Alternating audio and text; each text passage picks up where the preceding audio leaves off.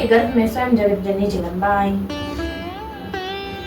तदनंतर देवी मैना ने शुभ दिन में कमल के समान मुख वाली सुंदर प्रभाव वाली जगदम्बा जगत माता भगवती को पुत्री रूप से जन्म दिया। यहाँ माता पार्वती के जन्म की कथा सुनाई गई है। मुनिवर उस समय सर्वत्र पुष्पवृष्टि होने लगी, 10 दिशाओं में प्रकाश फैल गया और सुगंधित वायु बहने लगी। जब पर्वतराज ने सुना कि उनके यहाँ सुंदर कन्या ने जन्म लिया है, तो करोड़ों मध्याह्न कालीन सूर्य के समान तेजस्वी 3 नेत्र वाली दिव्य स्वरूपा, बड़ी बड़ी आंखों वाली, 8 भुजाओं से युक्त और मस्तक पर अर्धचंद्र को धारण किए हैं, तो उन्होंने जान लिया कि सूक्ष्म परा प्रकृति ने ही अपनी लीला से उनके यहाँ अवतार ग्रहण किया है। माता के स्वरूप को देखकर उनके पिता हिमालय ने ये जान लिया, उनको ये ज्ञात हो गया कि जगत जननी जगदम्बा ने अपनी लीला से अवतार ले लिया है। उन्होंने हर्षित होकर ब्राह्मणों को प्रचुर धन, वस्त्र और हजारों दुधाएं गौएं प्रदान की। ब्राह्मणों को खुश करने, प्रसन्न करने के लिए उन्होंने धन, वस्त्र और गायों का दान दिया। तत्पश्चात वे बंधु बांधवों से शीघ्र कन्या को देखने आए। ओम सर्व मंगल मांगल्ये शिवे सर्वार्थ साधिके शरण्ये त्र्यंबके गौरी नारायणी नमोस्तुते। इस सब संदर्भ आज हम सुनने वाले हैं, श्रवण करने वाले हैं। भगवती गीता का प्रारंभ कैसे हुआ?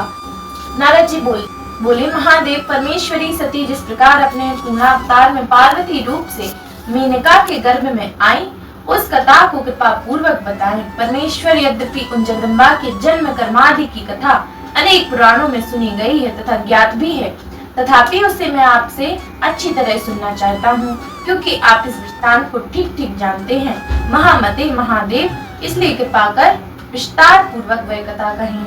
नारद जी महादेव जी से प्रार्थना करते हैं कि परमेश्वरी सती माता जिस प्रकार अपने पूर्ण अवतार में पार्वती रूप से मेनका माता के गर्भ में आई है, उस कथा को आप कृपा पूर्वक सुनाइए। ब्रह्म रूपिणी जानकर गदगद वाणी से भक्ति पूर्वक ऐसा कहने लगी। बोली माता जगदम्बिका, मैं ना तो आपकी स्तुति ही जानती हूँ एवं न भक्ति ही, फिर भी आप अपने करुणामय स्वभाव के कारण मुझ पर कृपा करती रहें। आप ही संसार की सृष्टि करती हैं, आप ही सभी कर्मों का फल प्रदान करती हैं, आप ही सभी का आधार हैं और आप ही सभी को व्याप्त करके स्थित रहते हैं। श्री देवी जी बोली माता, आपने और पिताजी ने उग्र तपस्या से मुझ परमेश्वरी को पुत्री रूप में पाने के लिए आराधना की थी। आप दोनों के उस तप का फल देने के लिए ही लीला पूर्वक मैंने नित्य प्रकृति होकर भी हिमालय के द्वारा आपके गर्भ से जन्म लिया है। श्री महादेव जी बोले मुनि श्रेष्ठ, तब गिरिराज हिमालय ने उन देवी को बारंबार प्रणाम करके हाथ जोड़कर ब्रह्म विज्ञान, ब्रह्म विषयक प्रोक्षानुभूति संबंधी ज्ञान की जिज्ञासा की। हिमालय बोले माँ, आप बड़े भाग्य से मेरी पुत्री के रूप में आई हैं। यह आपकी लीला ही है, क्योंकि आप ब्रह्मादि देवगण और योगियों के लिए भी अगम्य और दुर्लभ है। महेश्वरी, मैं आपके चरण कमलों की शरण में हूँ। माँ, चूंकि आप काल की भी काल हैं, इसलिए आपको लोग महाकाली कहते हैं। आप मुझे कृपा पूर्वक उस उत्तम ब्रह्म विद्या की शिक्षा दें, जिससे मैं इस अपार संसार सागर को सरलता पूर्वक पार कर जाऊं। पार्वती जी बोली पिताजी महामते सुनिए, मैं उस योग का सार बताती हूँ जिसके जानने मात्र से प्राणी ब्रह्म स्वरूप हो जाता है। सद्गुरु से मेरे मंत्र को ग्रहण करके स्थिर चित्त हो साधक को शरीर, मन और वाणी से मेरा ही आश्रय ग्रहण करना चाहिए।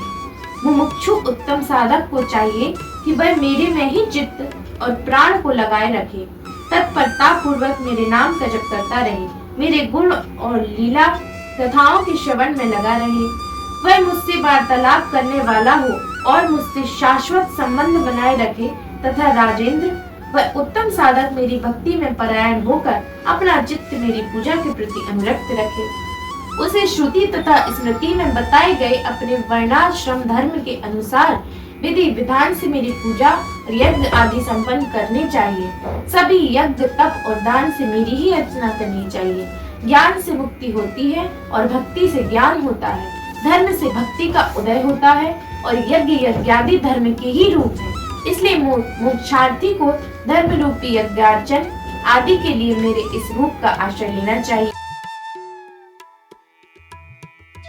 श्री महादेव जी बोले, तात महामती सुनिए, संसार से मुक्ति दिलाने वाली जो विद्या है उसके स्वरूप का मैं संक्षेप में वर्णन कर रही हूँ। बुद्धि, प्राण, मन, देह, अहंकार और इंद्रियों से अलग शुद्ध और अद्वितीय चित्त स्वरूप आत्मा मैं ही हूँ, ऐसा पूर्णतः निश्चित है।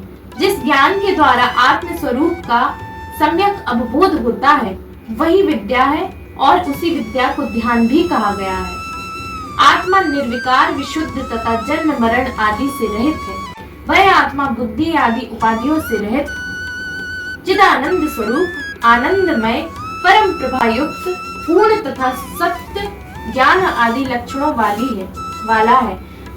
वही एकमात्र अद्वितीय सर्वश्रेष्ठ आत्मा अपने प्रकाश से सभी प्राणियों के सूक्ष्म देहादि को प्रकाशित करते हुए सम्यक रूप से सबके भीतर विराजमान है। गिरिराज, इस प्रकार मैंने आपसे आत्मा के स्वरूप का वर्णन कर दिया।